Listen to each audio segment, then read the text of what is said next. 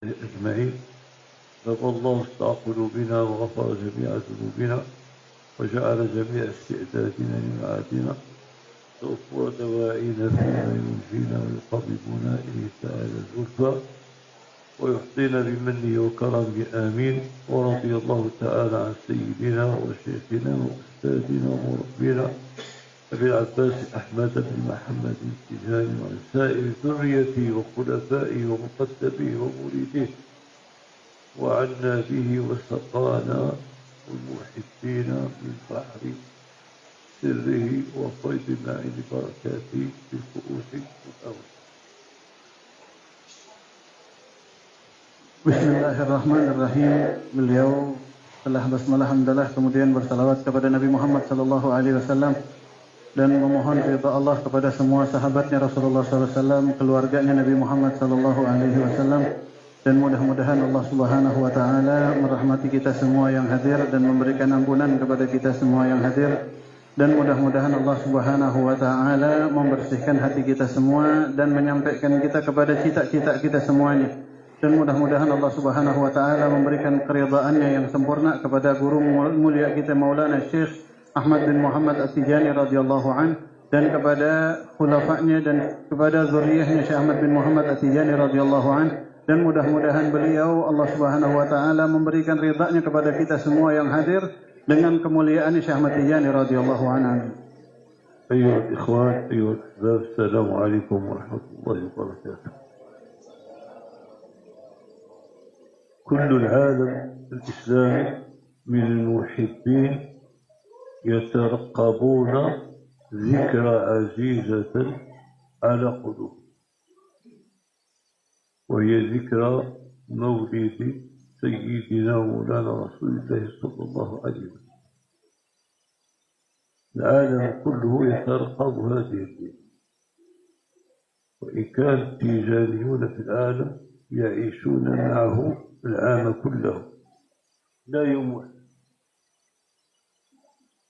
ومن الأوقات التي يعيشون فيها معه صلى الله عليه وسلم وقت قراءة الوظيفة وهيئة الجمعة. معلوم أنه يحضر صلى الله عليه وسلم،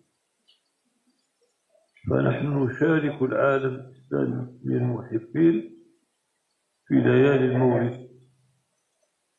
اختلاف المناطق، منهم من يحتفل الشهر كله، منهم من يحتفل الأسبوع الأول، منهم من يحتفل ليلة، وهذا يرجع لطاقته. لكن نحن الليلة ليلة المولد نخصها بالمزيد من النشاط، من المديح، من الصلاة والسلام على رسول الله، من الموعظة الحسنة، من ملاقاة الإخوان ومصافحتهم وتجديد العهد بينهم على أن نسير في طريق مولانا الشيخ رضي الله عنه. Hadirin yang dirahmati Allah, alam semesta, semua makhluk ini bergembira menyambut lahirnya Nabi Muhammad sallallahu alaihi wasallam. Menyambut bulan lahirnya Nabi Muhammad sallallahu alaihi wasallam, alam semuanya merayakan, berbahagia, berguncang semuanya, merasakan kenikmatannya, merasakan hakikatnya. Dan kita alhamdulillah, kita bersekutu dengan alam di dalam kebahagiaan kita terhadap lahirnya Nabi Muhammad sallallahu alaihi wasallam setiap hari. Setiap hari kita menyambut hakikat ini dengan apa? Dengan duduk di dalam wazifah. Yang mana di dalam wazifah tersebut kita dari awal udah nyambut hadirnya Nabi Muhammad sallallahu alaihi wasallam sampai beliau hadir. Alam menyambut hadirnya Rasulullah sallallahu alaihi wasallam dan sampai hadirnya Nabi Muhammad sallallahu alaihi wasallam terus berbahagia. Kita terus dibikin bahagia menyambut hadirnya Nabi Muhammad SAW. Dia bersekutu dengan alam. Alam melihat hakikat hadirnya Rasulullah SAW. Kita enggak melihat, tapi kita setiap hari disuruh bahagia menyambut hadirnya Rasulullah Sallallahu Alaihi Wasallam. Meskipun berbeda-beda, setiap negeri-negeri dan kota-kota berbeda-beda di dalam penyambutannya. Ada yang bareng-bareng sekali, ada yang setiap hari, berbeda-beda, akan tetapi semua itu adalah bentuk kecintaan kepada Nabi Muhammad sallallahu alaihi wasallam. لهذا أوصي نفسي وإياكم أيها الإخوان على أن تحافظوا على الوظيفة اليوم، لا تغفلوا. كل من كان قريبا من زاوية من الزوايا الأحمدية يشارك إخوانه ولو مرة واحدة في اليوم في حضور الوظيفة والهيلة لا يوم الدين، لأن الوظيفة لها فضل كبير. قال عنها مولانا الشيخ رضي الله تعالى عنه: لو يعلمون ما في الوظيفة من الخير، لو يعلمون ما في الوظيفة من الخير لأتوها ولو حبوا. ويكثر فضلك وأجرك على قدر كثرة الخطى. إذا كنت تستطيع أن تمشي على رجليك فنعم ذلك، لم تستطع إلا بالسيارة أو الدباب فلا تعجز. شارك إخوانك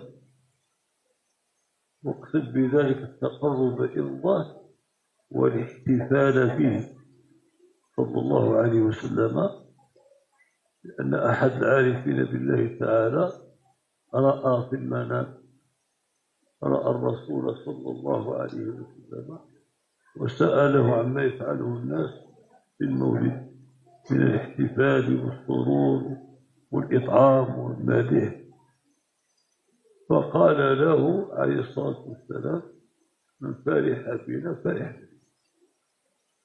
وفي حضوركم الوظيفة يفرح بكم ويفرح بكم مولانا الشيخ رضي الله عنه، لأنكم تمسكتم بمنهج. Oleh karena itu pesan saya, kata beliau, jangan sekali-kali kita meninggalkan wazifah. Jangan sekali-kali kita meninggalkan wazifah berjamaah seumur hidup kita. Berkata Maulana Syekh Ahmad bin Muhammad At-Tijani radhiyallahu an, kalau manusia tahu itu pahala, kalau manusia itu tahu pahala hadir di dalam wazifah berjamaah, niscaya mereka akan hadir, memaksakan hadir meskipun harus merangkak. Naam, dan kata beliau, pahala, bobot pahala kita hadir wazifah tergantung banyaknya langkah kita dalam melangkahkan kaki menuju wazifah tersebut. Tambah jauh kita melangkah ke wazifah, tambah gede pahala wazifah kita. Dan wazifah itu kita niatkan bahagia dengan lahirnya Nabi Muhammad SAW. Kita niatin maulid di dalam wazifah kita setiap hari. Karena salah satu kekasih Allah Subhanahu wa taala bermimpi ketemu sama Nabi Muhammad SAW. Kemudian bertanya kepada Rasulullah SAW tentang bagaimanakah keadaan nasib orang-orang yang bikin maulid di mana-mana. Bertanya tentang orang-orang yang bikin maulid, bagaimanakah mereka? Nanyanya langsung kepada Nabi Muhammad SAW. Akhirnya jawab Nabi Muhammad SAW, man fariha bina farihna bihi. Siapa yang bahagia dengan lahirnya saya juga bahagia dia jadi umat saya. Kata Nabi Muhammad SAW, maka jadilah kita ikhwan bahagia dengan lahirnya Rasulullah SAW setiap hari. Lagi jalan, mau wazifah, niat maulid. Lagi jalan, mau wazifah, niat menghadiri maulidnya Nabi Muhammad SAW. Di dalam setiap wazifah, Rasul bahagia dengan kita. Di dalam setiap wazifah, Rasul bangga dengan kita. Tambahan, guru juga guru mulia kita, kata beliau, Maulana Syekh Ahmad bin Muhammad At-Tijani radhiyallahu an, bangga kepada kita, bahagia kepada kita dengan hadirnya kita setiap hari wazifah. Mudah-mudahan kita bisa ngejaganya. لهذا معاشر الإخوان نحن نعيش لغاية واحدة، أن يتحقق فينا أننا عباد الله، أننا عباد الله وأتباع سيدنا محمد صلى الله عليه وسلم وتلاميذ ومريد هذا الشيخ العظيم الذي هو وسيلتنا إليه. جاء في دعاء الجمعة: بك توسلنا إلى النبي وبكما لربنا العلي. نحن نعيش أيامنا في كل يوم نعرض أنفسنا على شروط الطريق، هل نحن متمسكون بها؟ ونعرض أنفسنا على أذكار الصباح في المساء، هل أدينا الورد اللازم في وقته صباح في المساء؟ هل قارئ الوظيفة؟ هل قارئ الهيللة؟ إذا قمنا بهذا العمل نستبشر ونحمد الله ونسأل الله أن يثبتنا على ذلك وأن يميتنا. إذا وقع منا أو من أحدنا تقصير فليتدارك ذلك قبل الموت، يصحح علاقته بالله وعلاقته برسول الله صلى الله عليه وسلم وعلاقته بالشيخ رضي الله تعالى. Oleh karena itu, maka kita ikhwan Tijani, orang yang hidup sebagai muridnya Syekh Ahmad Tijani radhiyallahu an, telah membuktikan kepada Allah kalau kita ini orang yang mencintai Nabi Muhammad sallallahu alaihi wasallam. Tijani ini bukti. Kapan kita membuktikan? Setiap hari kita membuktikan. Setiap hari kita membuktikan cinta kita, menyatakan, memfaktakan cinta itu menjadi fakta bagi kita kepada Nabi Muhammad sallallahu alaihi wasallam dengan setiap hari kita merayakan maulidnya Nabi Muhammad sallallahu alaihi wasallam. Oleh karena itu, ya, nasihatin diri kita masing-masing untuk setiap hari menjaga wiritan kita. Nasihatin diri kita masing-masing untuk setiap hari enggak absen hadir wadifah. Nasihatin diri kita masing-masing untuk setiap hari megangin syarat yang diberikan sama Rasulullah SAW kepada semua muridnya di dalam tariqah ini. Nasihatin diri kita masing-masing. Sampai kapan? Sampai meninggal kita. Maka ketika kita meninggal terus berpegang terhadap ini, niscaya wafatnya kita akan menjadi orang yang bahagia dan bersyukur hidup istiqamah menjadi muridnya Syekh Ahmad bin Muhammad At-Tijani radhiyallahu anhu.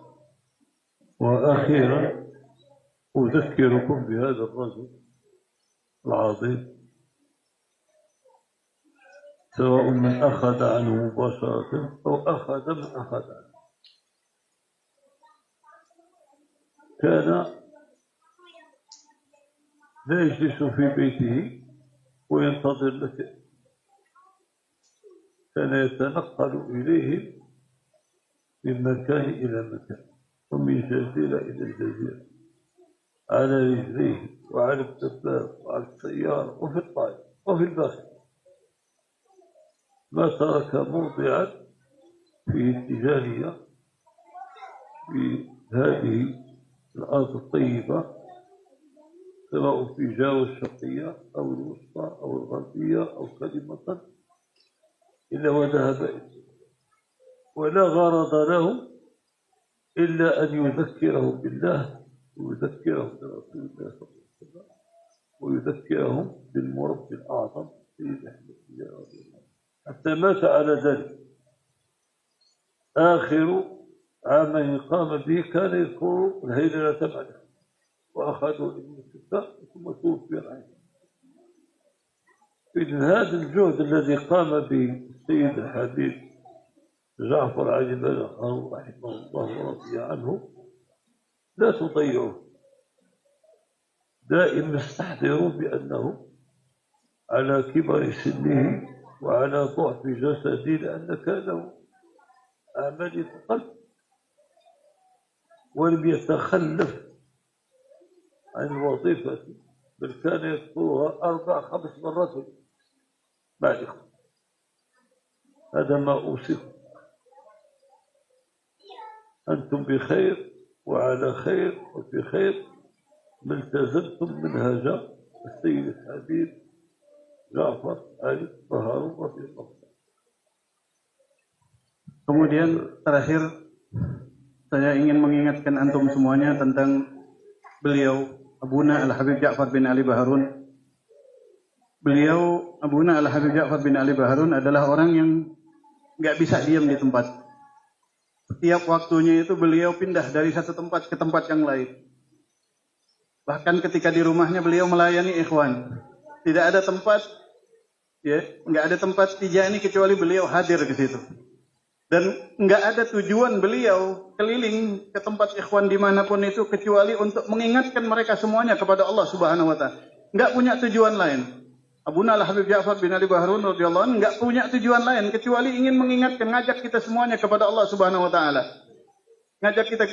Padahal beliau itu sampai wafatnya demikian. sampai Allah takdirkan hari terakhir hayat beliau masih helalah, masih ngimah.